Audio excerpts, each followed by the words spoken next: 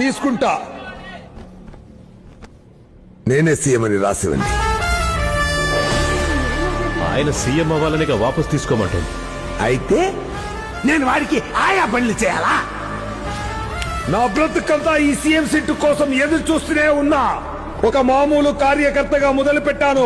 రాష్ట్రంలో చిట్ట చివరి కార్నర్ దాకెళ్లి పనులు చేశాను. పార్టీని నిలబెట్టాను. ఎంపీటీసీ, ఇజెడ్పీటీసీ, మేయర్, ఎమ్మెల్యే, మినిస్టర్ ఇలా ఒక్కొక్క మెట్టు పైకెక్కి కాలరిగలా పరిగెడుతూ ఇక్కడ దాకొచ్చాను.